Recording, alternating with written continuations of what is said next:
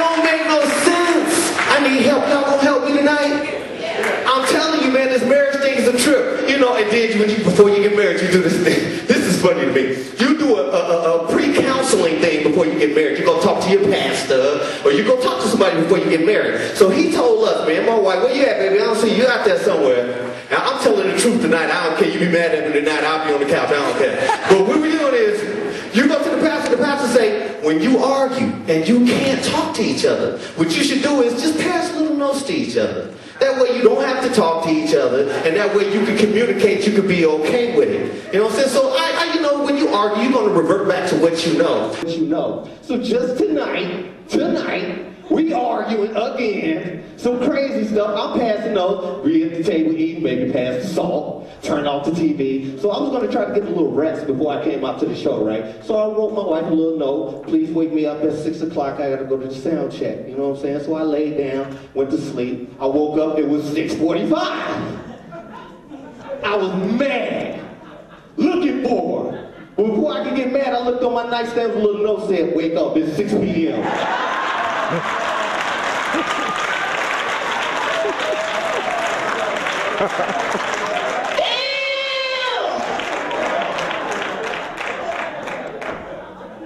That's marriage, though.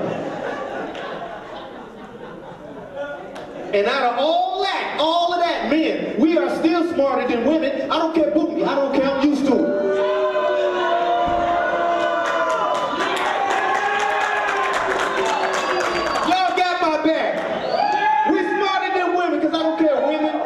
Y'all can fake an orgasm, but men, we fake relationships. You know what I'm saying?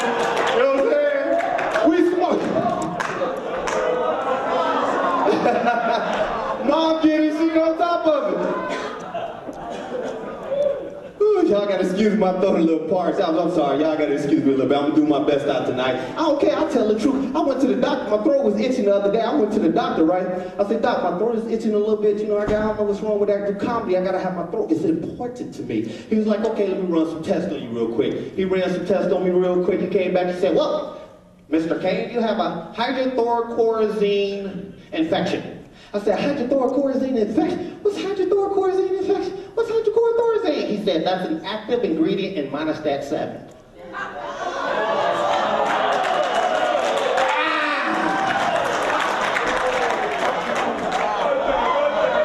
Monostat 7 is a cream when you get it. When it laugh, I'm laughing at your hairline.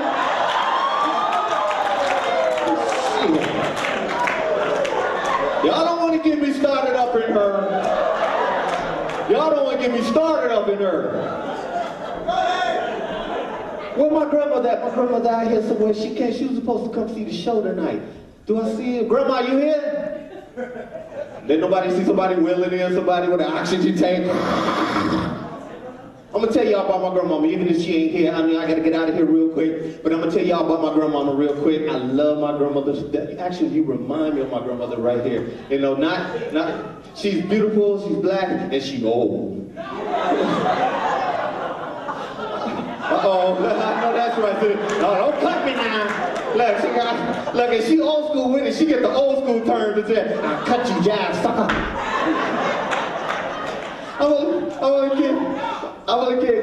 I'm just teasing. I love my grandmother to death. She is off the chain. Let me tell you, my grandfather just passed away. God bless his soul. Okay? But I'm going to tell you about my grandfather. He was a trip. He was a real tight man with his money. He from the old school.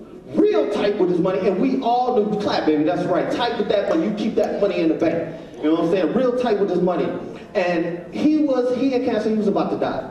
And he told my grandmother, he said, he told Naomi, when I die, I want you to bury my money with me. I don't want my grandkids fighting over my money. I want you to bury my money with me.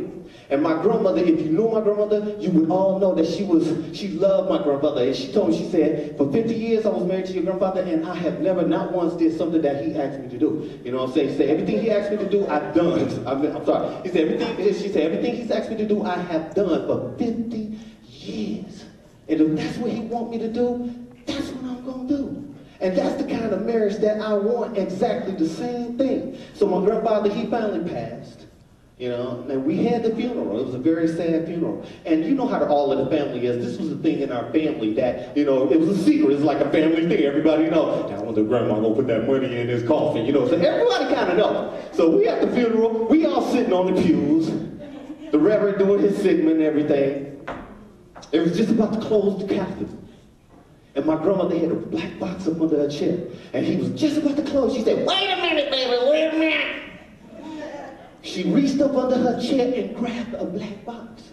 So we knew what it was. We said, "This is the money." So she walked over to the casket. The casket. Dropped the black box inside of the casket, kissed my grandfather on the head, and said, "I love you. You may close the casket." They closed the casket. I was amazed. From that point, I found a newfound respect and love for my grandmother. I leaned in on my grandmother. I said, "Grandma Naomi, you put all the granddaddy money in that box and put it in his coffin?" My grandmama looked back at me. She said, "You bet I did, baby. For 50 years, I've been with your granddaddy. I have taken care of him, and I have done everything he asked me to do." I said, "Grandmama, you put that money in the box?" She said, "You bet I did. I took all of your granddaddy's money, I put it in an account, I wrote his ass a check.